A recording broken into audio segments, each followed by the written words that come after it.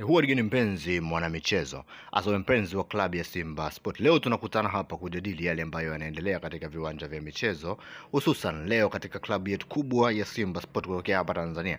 Lakini kama ndo mara ya kwanza basi unafika katika channel hii, usisahau kusubscribe. Ndio sehemu pekee utakwenda kupata madini yanayohusiana na klabu ya Simba Sport. Lakini tuambie pia kwenye comment section hapo kwamba wewe ni shabiki wa Simba, unatokea maeneo gani. Lakini tuambie kwamba tunabeba, yani kwenye comment section hapo tuandikie tunabeba.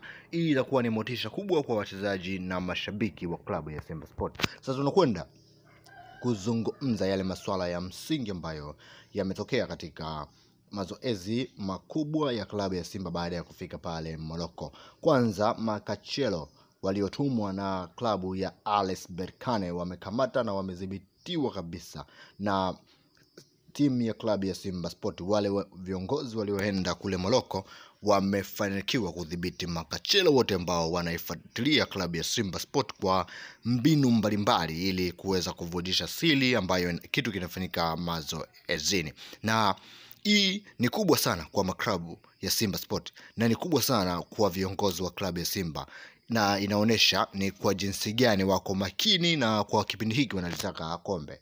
Cha kwanza ambacho naweza nikakwambia, hawa RS Berkane wanajaribu kutumia njia ya aina yoyote kuwatoa kwanza Simba mchezoni, lakini Simba na viongozi ambao wametangulia ambao wameaminiwa na klabu ya Simba Sport wanaendelea kufanya kazi kubwa mno kuwafanya wachezaji wasiwe under pressure. Ndio maana wachezaji wa Simba Sport saizi wana concentrate na mazoezi peke yake. Yani kwamba wana concentrate na mazoezi, hawapati disturbance ya aina yoyote, na mazoezi ya kipindi hiki ni mazoezi ya kweli, mazoezi ya kutia hamasa, mazoezi ambayo tunakwenda kupambana na RS Berkane ili kuweza kumuondosha katika hatua hii ya finali na kumgaragaza pale pale Morocco. Na hiki kinaendelea kuwachanganya viongozi na wachezaji wa klabu ya RS Berkane.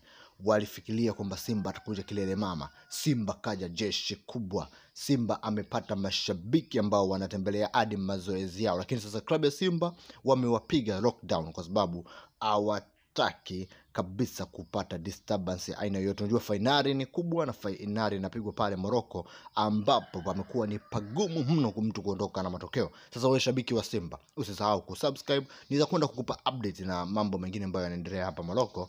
Asante, tutakutana wakati mwingine.